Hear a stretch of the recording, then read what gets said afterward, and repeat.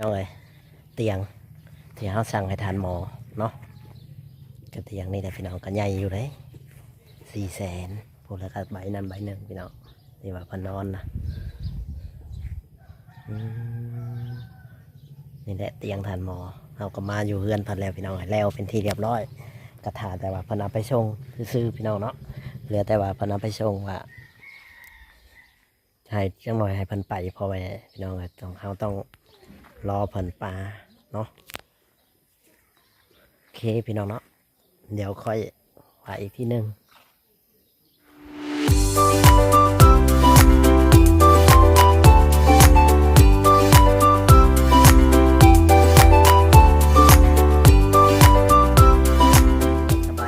สบายดีพ่อแม่พี่น้องFCที่หักแพงมาไว้ซีพังลาวพังไทยและก็ต่างประเทศรถอีกอย่างนี้พี่น้องไปมาเอากระสิบพาพ่อแม่พี่น้องFCไปเบิ่งไปชมน้ำกันเนาะว่าเป็นรถอีกอย่างพี่น้องเลยทางบ่จอยก็เดินทางเข้ามาเฮือนทานหมอพี่น้องเลยเนาะมื้อนี้ก็ได้ยินเสียงรถมาอย่างพี่น้องไปเบิ่งน้ำกันรถผลมาเห็นอย่างพี่น้องเอ้ยแลนเป็นตึกๆไปพี่น้องเลยไปติดตามรับชมน้ำกันเลยพี่น้องเลยป้ารถผลมาส่งเตียงเลยพี่น้องมาแล้วบ้านนี้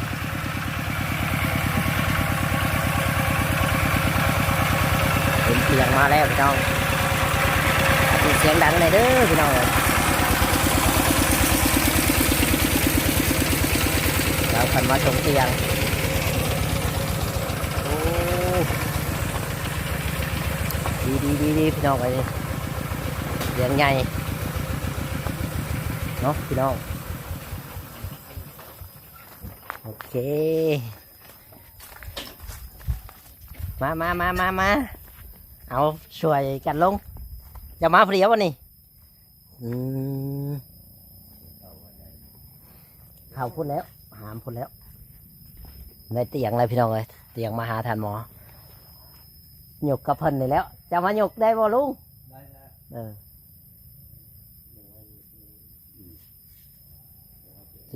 มันหยกนี่แหละเตียงใหม่ป๊าททางทานหมอจนมาชองเบิ่งพี่น้องผู้เป็นได้ทานหมอมาเบิ่งมานี่นะอย่างมาเบิ่งดูมันแมนบ่ของเจ้านี่หน่อยถามก่อนได้ยามนั้นโมแมนนี่ลุงหมอมานี่แหละพี่น้องเลยป้าโถบันนี้แล้วลุงยังนะลืมสื่อเลยลุงคำใช้ได้นอนเตียงแล้วบ้านนอนเตียงแล้วแมลงกลางมุ้งข้างแน่แล้วป่ะนี่กลางมุ้งข้างแน่สิอย่าบอกว่าแพงมันยันยุงไปจะแพงยันว่าแพงไว้ให้ยุงกัดไปเอาไปรถเจ้ากับพากันเอาลงก่อนเลยนี่เลยทานหมอเป็นนี่ได้ทานหมอมาเลยวันนี้ยิ้มจนบหุบทานหมอมีความสุขหลายป่ะไม่ได้พี่น้องเขาก็เบิ่งเพิ่นเอาลงก่อนยกให้ลุงเพิ่นยกเนาะยกได้ป่ะลุงเดี๋ยวได้ไปยกถอยลุงกันเอาลงไปเอาเข่าไปเขาพุ่นหรือว่าน้อยนี่เขาพุ่นตัวใหญ่ไว้นี่เลยตัวใหญ่มันนักงามสิไว้นี้อันนี้ตัวกลางเอาเขาพุ่นกันได้ยกลองยกไปดูเขาจับกล้องเขาบุมีคนจับกล้องให้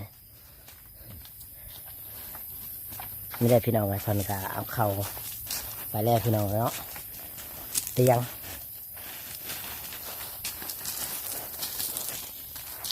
เสลียงเข่าได้บ่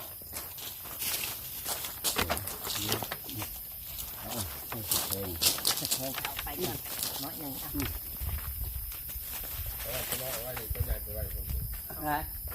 ฟังก่อนตัวนี้ไปผูกเอาตัวนี้แล้วไปไว้พุ่นทำไงมันยังไงบกเอาเข่าพุ่นก็ได้จู่พุ่นเลยเอาลุงเอาจับไหมครับวางก่อนลุงจับกล้องไงครับนี่เราไปนั่งครับ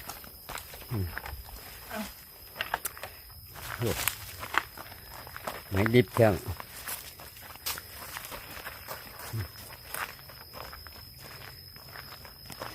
หนัก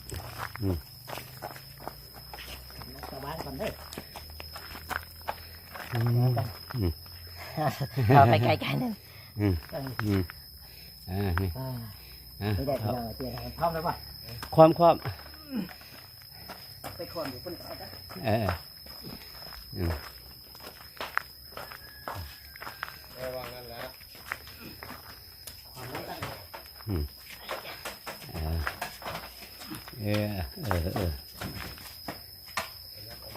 เจ้าออกกันได้ไหม เป็นไงไปกันเนาะ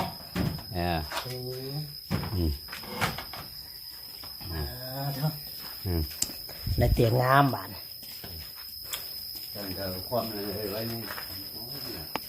ได้เตียงคู่เลยพี่น้องไอ้พวก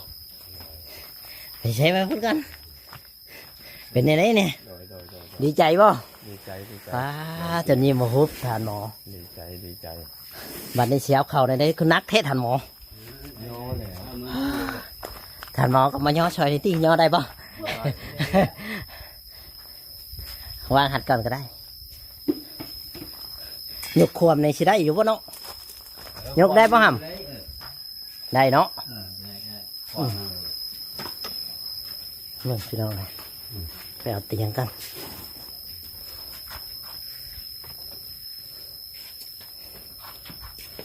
ตั้ง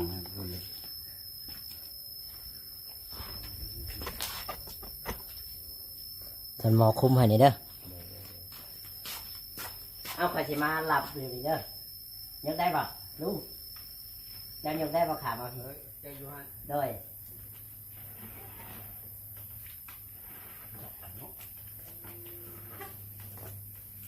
มาสินักแน่เลย นักอะไร แข่งมันแข่งกินได้ด้วย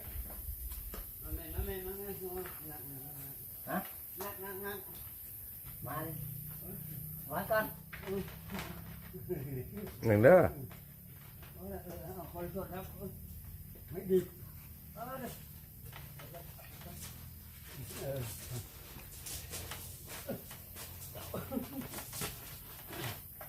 เสี่ยวขามได้นี่ไปสิครับ ปลาใส่ส่วนต่อนี่ก่อนช่างมาปลาใส่นี่ก่อนเดี๋ยวพูดหนึ่งละคำว่าพี่ มันต้องปาไว้ก่อนนี่มันเนี่ยมีคนหลับมัน ค่ำก่อนย่อขึ้นค่ำนั่นน่ะนะ ครับตะหนักก็ ค่ำเสาหันค่ำกระนางมันย่อเลยค่ำเสาข้างหนึ่งก่อน ขึ้นได้ป่ะ ค่ำเสา ไป ค่ำเสา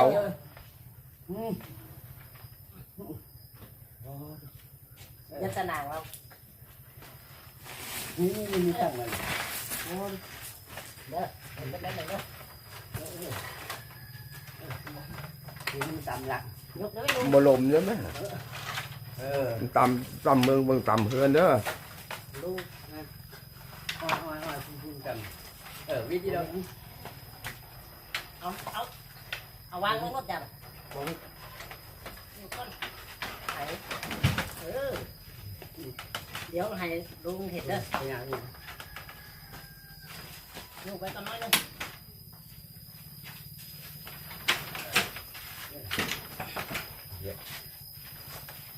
เอาพุ่นนี่ บลมเนี่ย เอาไว้ก่อน เอาขึ้นเลยเอาขึ้นเลย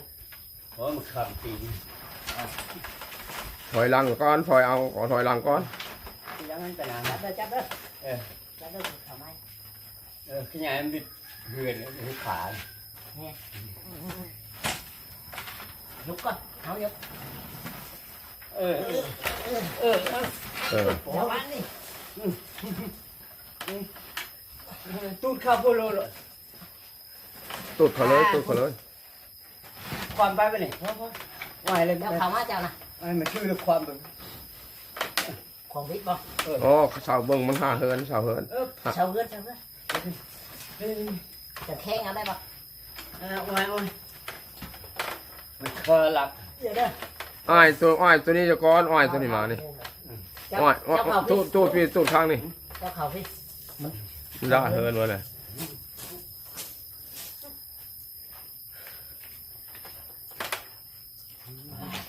มาส่งบนมาส่งฟรีบ่มีคนเนาะพ่อปานนี้ พาออกมา ให้ลุงอะไรยกไปโอ้เสียตาจะชุดๆไปพุ่นนี่จังเนี่ย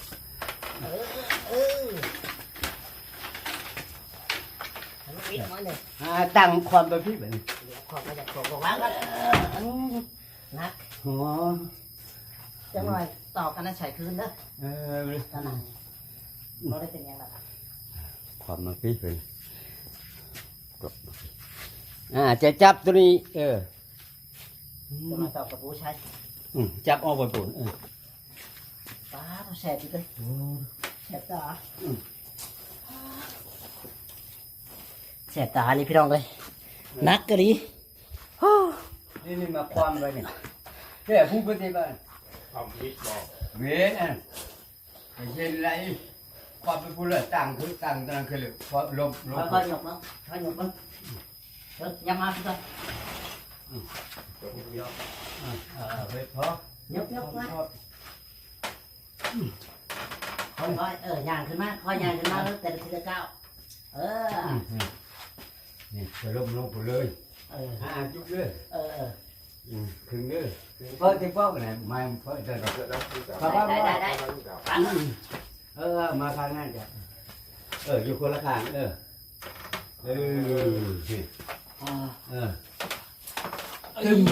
ตัวไฟวันตัว ตู้แฟอันนี้ตัวนี้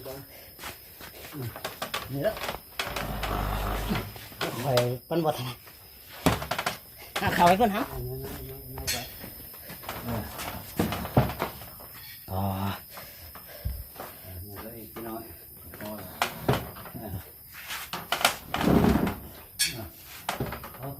พอ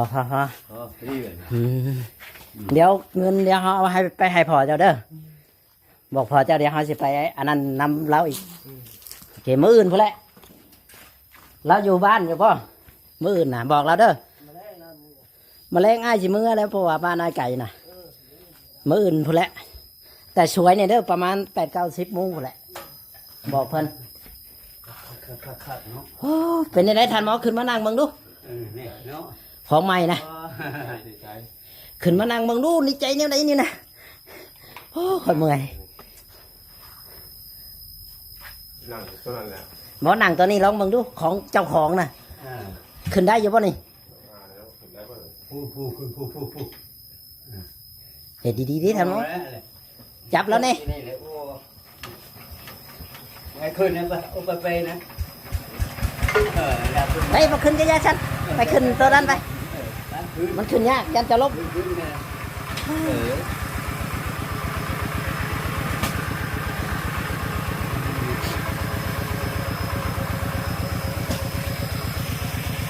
ป้าเท่าทันหมอได้เขาเตียงเพื่อไหลเลยค่อยเพื่อชัดออกเลยโอ้โหนักกะลีเตียงทันหมอคือนักแท้บ่ทันหมอ ไม่ดี เอาแล้ว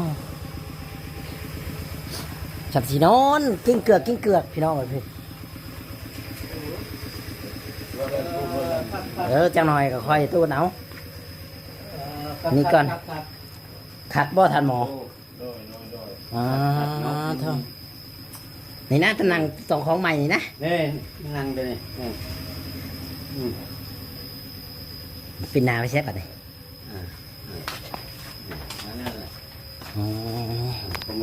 อุ้ย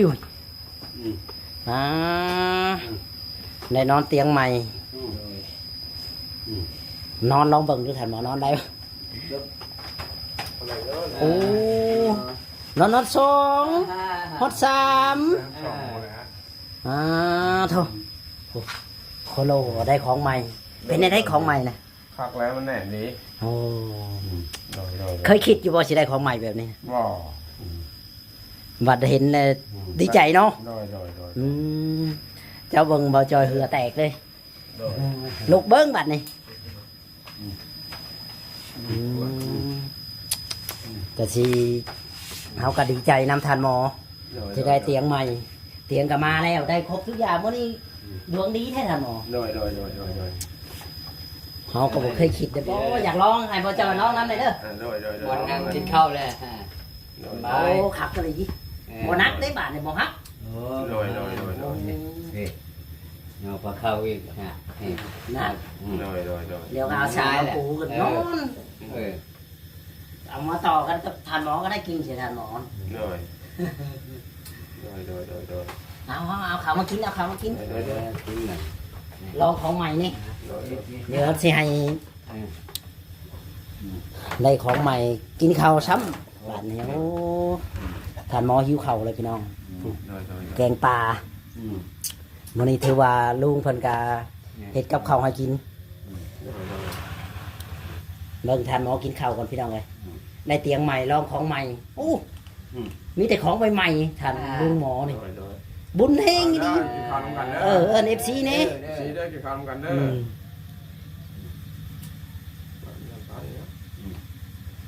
อมาประจอยมา เอา กินกัน กิน เข้ามา เอานางกินหิวข้าวเลยเป็นไงไดปลาลุงหมอเป็นไงไดสีมือพอใช้ได้อยู่บ่ แซ่บ แซ่บบ่กินกับปินปลาที่บ่จอย กี่คำกันเด้อ FC มากินข้าวลำลุงหมอเด้อเพิ่นได้เตียงใหม่เพิ่นอยากลองกินเตียงใหม่ว่าสิแซ่บซำใดเนาะกินแซ่บอยู่บ่ท่านลุงหมอได้เตียงใหม่ แซ่บอยู่ อ๋อ เอามา มีแต่แนวได้บัดนี้ติดข่าวตัวนั้นแจ้ว่าตอนนี้ก็เก็บไว้ได้อลุงหมอเด้อก็เอาตัวนั้นเฮากิน2คนน่ะนะ ตัวน้อย เพราะว่ามันก็สิเจ้าก็เอาผ้าเอาหยังต้มไว้บ่ให้มันแข็งอ่ะนะอย่ามันลมพัดลมพิวไว้อย่างนั้นหาผ้าแบบนั้นนะ ดูเนาะถ้ากินข้าว พอดีเพิ่นมาส่งเตียงเฮาก็พอเพิ่นบ่มาเนาะเฮาก็ยังบ่ได้จ่ายเงินเพิ่นดอกพี่น้องเนาะถ้าว่ามื้ออื่นพุ่นแหละทางหมอจอยสิค่อยว่ากัน อีกทีหนึงสิมาจ่ายเงินเพิ่นเพราะว่าเพิ่นบ่อยู่เนาะเห็นได้ไดสิไปจ่ายอีกคนหนึงมันก็บ่คือได้เนาะ หนู เขาก็ยันเงินบ่ฮอดเจ้าของเพิ่นตายแล้วหมอจอยก็ให้คนเอาไปว่าโอ้ข่อยยังบ่ได้น้ำเจ้าเอา แล้วพออยู่หมดเลย ข่อยสิไปหาเงินมาได้ใช้ให้เนาะลุงหมอ โดย เฮาผู้ใหญ่เฮาก็ต้องเฮาสั่งน้ำผู้หนึงเฮาก็ต้องให้น้ำคนที่เฮาสั่งมันยังถูกแต่ว่า โดย บัดคนมาส่งต่างหากเฮาบ่ให้ได้เฮาก็ฮู้คือกันเอาให้แล้วก็เงินหายนี่ก็แล้วเนาะกินแล้วตอนค่ำเลยบ่นี่หรือว่าตอนค่ำกินใหม่ ต้องทำ โอ้ บ่อยเนาะ โมบายแล้ว4 โมงแล้ว ทำเลยเนาะที่หัวเลย โมบายแล้วถ้าลุงหมอเอ้ยมันบ่ได้บายน้ำเจ้าได้มันไม่ได้สิคำแล้วเนาะได้กินอาหารแซ่บซ้ โดย ำได้ก็ได้เตียงใหม่2 อันเลยสันสินอนเนาะลุงเนาะเตียงใหม่ของใหม่โอ้สันสิกินเกลือกบ้านบุญมีลีทำ มาไหนมาจ่อย เอาเลยทำเอาแล้วลุงเอาเลยเส้นแซ่บเส้นแซ่บกินรส2 เท่าเจ้านะ กินข้าวเที่ยงจะทำเนาะ นั่นแล้วเลยนาเรนนี้เนาะเห็ดแล้วก็จะลืมดิปานนั้นก็เห็ดดำจกดำหยังเห็ดได้บ่ลุงมื้อนี้นะเราก็หาตัดไม้เห็ดไว้เพราะว่า น้อยอยู่ สิได้มือใหม่เฮาก็ได้สิได้คุดได้หยัง โดย พอได้เนาะดำจกดำเสียม ได้อยู่ นั่นแหละเฮาก็เฮ็ดไปก็แก๊กๆบ่ได้ว่าดอกสิให้แล้วมื้อเดียวคุดไปเท่าใดเท่าน้อยชมแฮงเฮานั่นแหละนะสิให้ห่วยเห็ดบาทเดียวมันเลยมันก็บ่แล้วเห็ดชำแหงเขามีค่อยเห็ดฟ้าจะเล็กจะน้องมื้อนี้ได้ชำนี้มื้ออื่นได้ชำนี้ เนี่ยถึงเขาเอา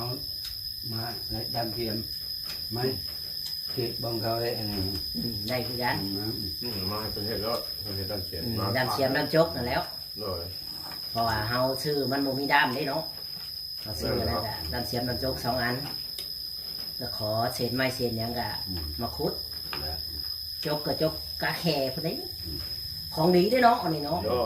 ย ส่วนหลายบ้านเฮาสิใช้แบบนี้เนาะ โดย เพราะว่ามันแบบว่ามียี่ห้อนะของมียี่ห้อ ลุงตะกี้เคยใช้แบบนี้บ่ cái bé như của mưa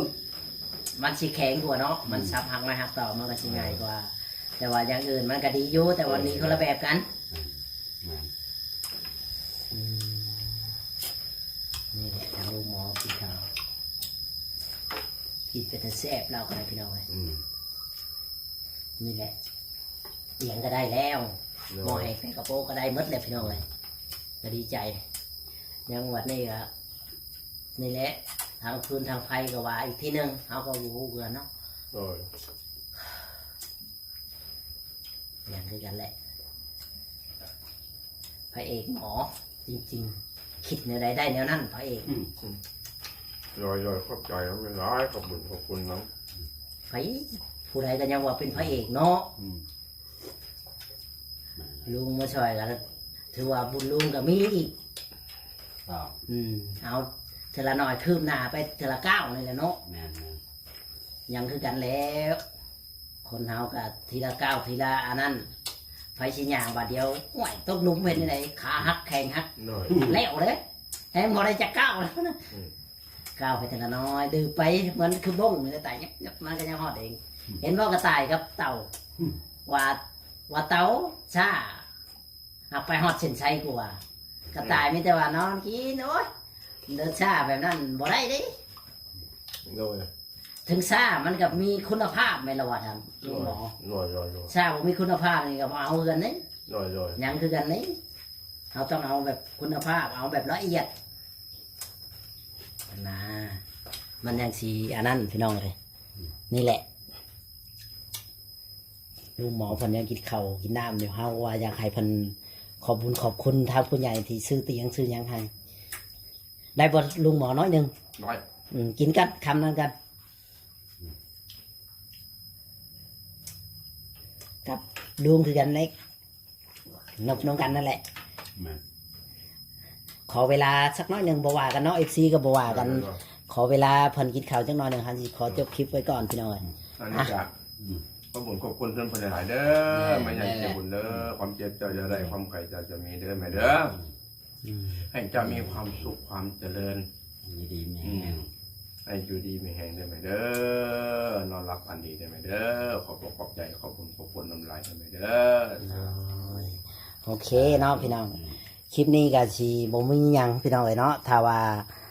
ผิดพลาดประการใดบ่จอยก็ขอโทษขออภัยนำจะบอกให้พ่อแม่พี่น้องช่วยดูคลิปบ่จอยหน่อยเนาะเพราะว่าบ่จอยก็ลงคลิปไปก็บ่มีคนดูก็บ่ยาวเนาะพี่น้องให้พ่อแม่พี่น้อง FC เป็นกำลังใจให้แน่เนาะท่านลุงหมอก็ได้เตียงใหม่ได้เครื่องใช้ใหม่ๆถ้วยบวงตัวใดเฮาใช้หน่อยก็เก็บไว้ในเด้อลุงหมอเด้อเก็บไว้น้ำเอาออกมาใช้ส่วนน้อยอะนะคันเอาหลายมันก็สิเปื้อนมันก็สิอันนั้นหลายโอเคสวัสดีและสบายดี สวัสดี